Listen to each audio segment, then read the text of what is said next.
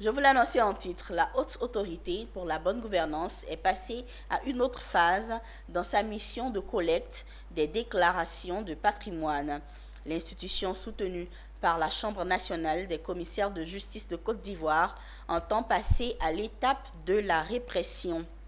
Une rencontre s'est tenue ce 13 novembre 2023 au siège de la HABG afin de mettre en garde les assujettis réfractaires à la déclaration de patrimoine. Walter Kofi, Soleiat Abidoye et Seth Ekissi. Un compte à rebours vient d'être déclenché pour les assujettis à la déclaration de patrimoine qui peinent à se mettre à jour. Ils disposent d'un délai de 90 jours pour déclarer leur patrimoine, délai passé qui devrait conduire à des sanctions prévues par la loi.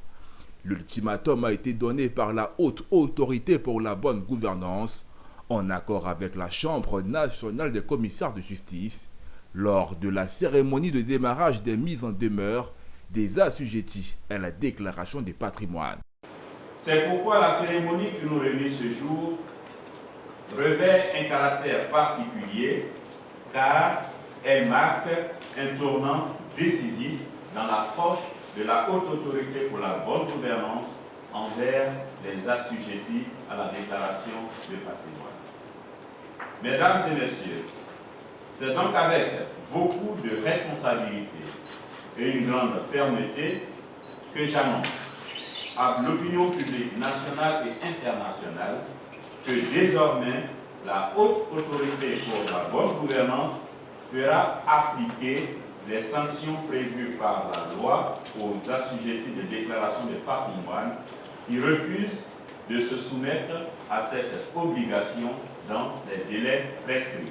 L'un des moments forts de la rencontre a été la remise de la première liste d'assujettis n'ayant pas encore déclaré leur patrimoine, un document remis au président de la Chambre nationale des commissaires de justice de Côte d'Ivoire. Ce dernier a pris l'engagement d'accomplir sa mission conformément à la convention qui relie son entité à la Haute Autorité pour la bonne gouvernance. À mettre en place des mécanismes de lutte contre la corruption et les infractions assimilées, couplés au dynamisme insufflé par le président de cette institution de référence qui nous reçoit en ce jour.